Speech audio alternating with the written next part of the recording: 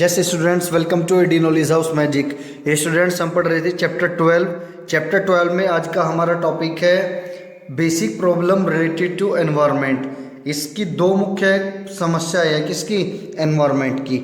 हमारे एनवायरनमेंट की दो मुख्य समस्याएं है। पहली प्रॉब्लम ऑफ पोल्यूशन, ये हम अपनी लास्ट वीडियो में डिस्कस कर चुके हैं। नेक्स्ट है problem of excessive exploitation of natural resources और डिग्रेडेशन ऑफ नेचुरल रिसोर्सेज। ये आज हम इस वीडियो में डिस्कस करने वाले हैं कि जो हमारे नेचुरल रिसोर्सेज है उसका हम लोग क्या कर रहे हैं, एक्सेसिवली एक्सप्लॉयटेशन कर रहे हैं, उसका शोषण कर रहे हैं। हमने अपने नेचुरल रिसोर्सेज की दुर्दशा कर रखी है। तो इसके बारे में आज हम डिस्कस करेंगे इस वीडियो में। तो चलते हैं। फर्स्ट है लैंड डिग्रेडेशन। लैंड डिग्रेडेशन मतलब हमने अपनी ज़मीन की दुर्दशा कर रखी है। हमने उसकी फर्टिलिटी, उसकी प्रोडक्टिविटी को लूज़ कर दिया है। तो लैंड डिग्रेडेशन क्या होती है? लैंड डिग्रेडेशन होती है जब हमारी सॉइल की क्वालिटी में क्या होता है, डिक्लाइन होता है, कमी आती है। अंडरस्टूड? किस वजह से? बहुत सारे इसकी कंडीशंस हो सकती है। इसका वाटर कंडीशन हो सकती है, वेजिटेशन कंडीशन हो सकती है, और ह्यूमन एक्टिविटीज़ भी इसका मुख्य कारण हो सकती है। अंडरस्टूड? नेक्स्ट है it occurs through natural and man-made process of wind erosion, water erosion और वाटर लॉगिंग। जो हमारे लैंड की दुर्दशा है, एक तो होता है वो सॉइल इरोजन से। सॉइल इरोजन मतलब मिट्टी का कटाव। अंडरस्टूड? ये इसका मुख्य कारण है। किसका? डिग्रेडेशन ऑफ लैंड का। भाई लैंड की जो हमारी फर्टिलिटी है वो कम होती है। किस वजह से? मिट्टी के कटाव से। जो हमारी अपर लेयर है, ठीक है, उसको हम लूज़ कर देते हैं, वो ऊपर से हट जाती है मिट्टी के, जिसकी वजह से मिट्टी में जो न्यूट्रिएंट्स है वो हमारे क्या होते हैं, रिमूव हो जाते हैं अपर लेयर पे से, जो जरूरी है प्लांट की ग्रोथ के लिए। अंडरस्टूड? सो इससे हमारी सॉइल की, लैंड की फर्टिलिटी लूज हो जाती है। नेक्स्ट है विंड इरोजन। जब बहुत तेज आंधी आती है तो उससे हमारे ऊपरी लेयर हट जाती है। मीन्स हमारी जो फर्टिलिटी है, जो न्यूट्रिएंट्स है सॉइल के, वो हट गए। इसके बाद वाटर लॉगिंग, पानी जमा हो गया बहुत ज़्यादा, जगह जगह जगह जगह पानी जमा हो गया। उसके होने से भी क्या होगा, अपर लेयर रिमूव हो जाएगी और उसके न्यूट्रिएंट्स खत्म हो जाएंगे। अंडरस्टूड? सही से बोलते हैं लैंड डिग्रेडेशन, और इसके कारण है। नेक्स्ट है causes of land degradation. Land degradation के मुख्य कारण क्या क्या है? फर्स्ट है loss of vegetation due to deforestation. भाई हमने पेड़ों की कटाई कर दी है, तो जो हमारे पेड़ है उनकी जड़ों से हम लोग अपनी लैंड को क्या करके रखते हैं, पेड़ की जो जड़ है वो लैंड को पकड़ के रखती है, सो दैट हमारी जो लैंड है वो इधर उधर मूव ना करे, उसकी अपर लेयर इधर उधर मूव ना करे, और पेड़ों के कटान से उसकी अपर लेयर इधर उधर मूव करेगी। ओवरग्रेजिंग, हम लोगों ने ज़्यादा अपने जो जानवर हैं उनको ज़्यादा चरा दिया, या ज़्यादा जो घास वगैरह है फील्ड्स में, खेतों में, जंगलों में, उसकी कटाई ज़्यादा कर दी, तो उसके कटने से भी हमारी अपर लेयर सोयल की क्या हो जाती है, रिमूव हो जाती है। नेक्स्ट है encroachment into the forest land. जो हमारी फॉरेस्ट लैंड है उसको हमने क्या कर दिया, चेंज कर दिया, प्रभावित कर दिया, और किसी और पर्पज़ के लिए यूज़ करना स्टार्ट कर दिया। अंडरस्टूड?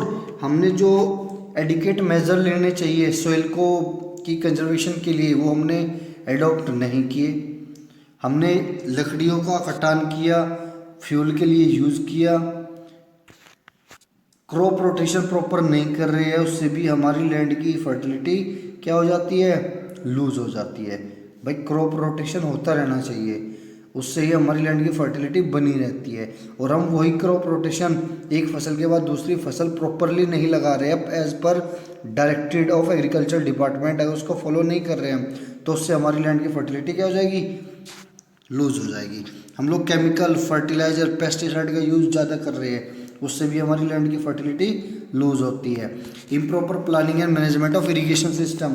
हमारा जो इरिगेशन सिस्टम है उसका हम प्रॉपरली मैनेज नहीं कर रहे हैं, उसको प्रॉपर प्लान करके यूज़ नहीं कर रहे हैं, इम्प्लीमेंट नहीं कर रहे हैं, उससे भी लैंड फर्टिलिटी लूज होगी।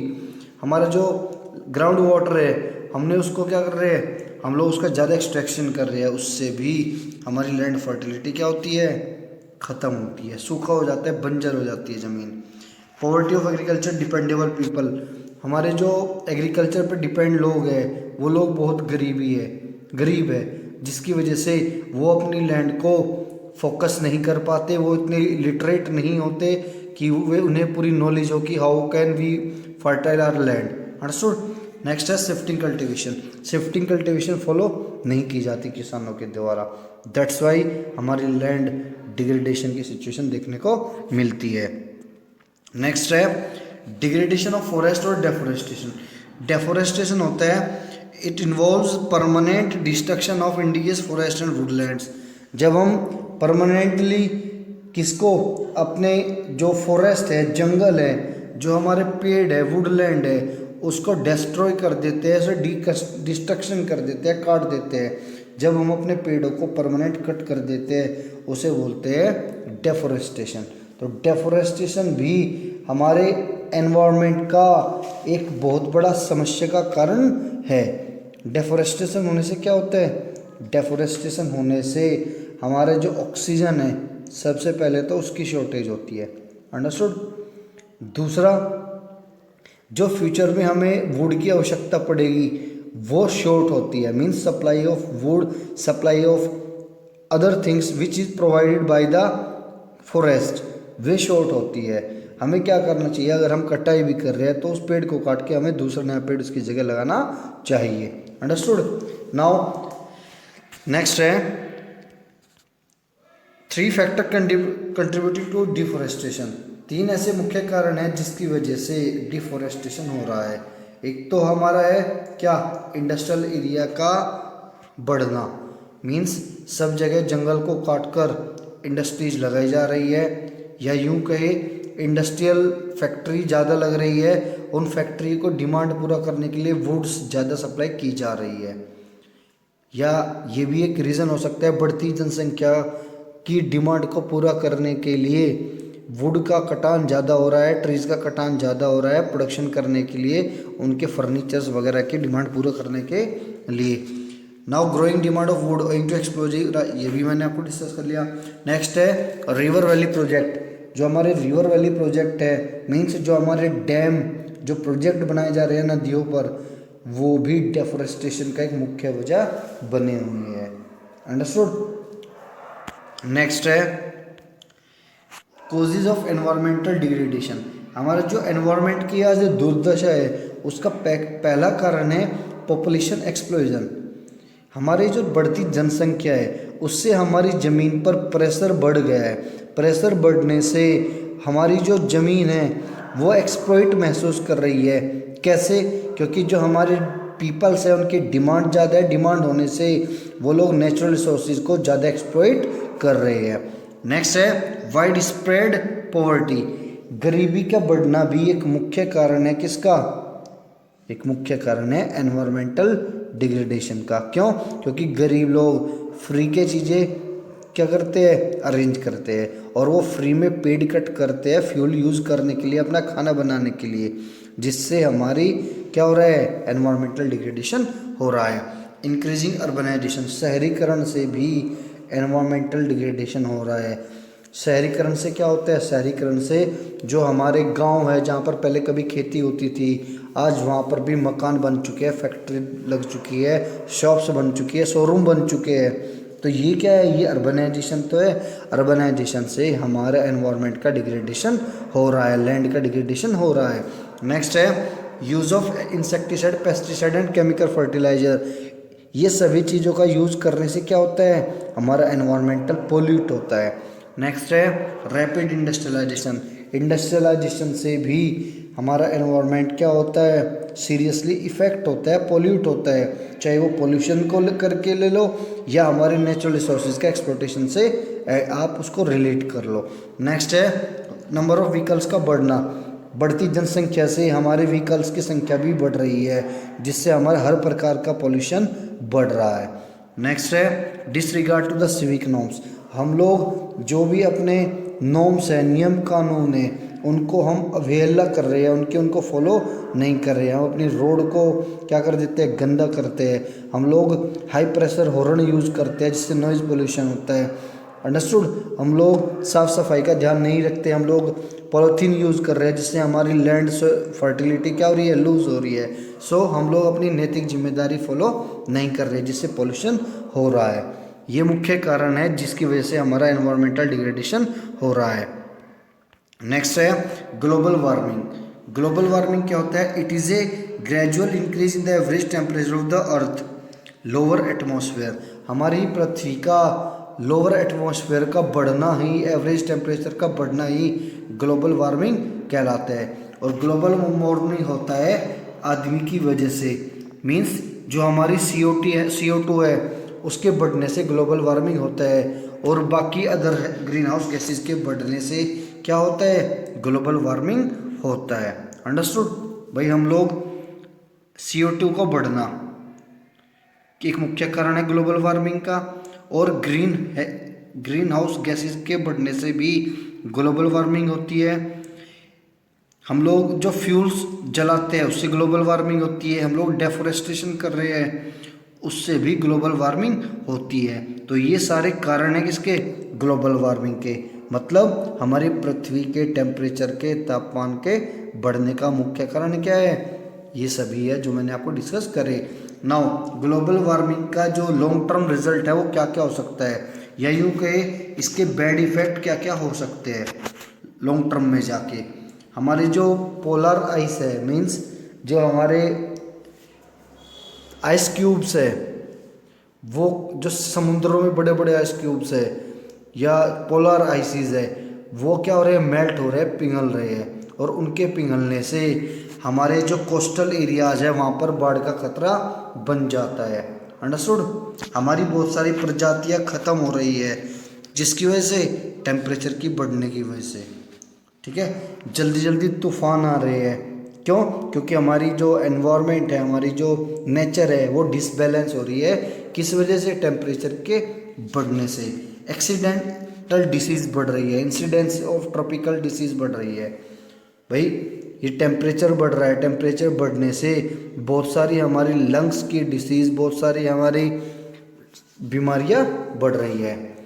राइज ऑफ एटमॉस्फेरिक टेम्परेचर, हमारा जो एटमॉस्फेरिक टेम्परेचर है वो भी बढ़ रहा है, मीन्स गर्मियाँ बहुत ज़्यादा पड़ रही है। अंडरस्टूड। नेक्स्ट है and increase incidence of tropical disease. ये सब डिस्कस हो चुके हैं। नेक्स्ट है ओजोन डिप्लीशन। ओजोन डिप्लीशन मतलब जो हमारी ओजोन लेयर है, जिसको हम प्रोटेक्टिव लेयर के नाम से भी जानते हैं, ये हमें प्रोटेक्ट करती है हार्मफुल अल्ट्रावायलेट रेज से। जो सूर्य की किरण, हार्मफुल किरण जिनको हम हार्मफुल अल्ट्रावायलेट रेज बोलते हैं, उनसे हमें ओजोन लेयर बचाती है।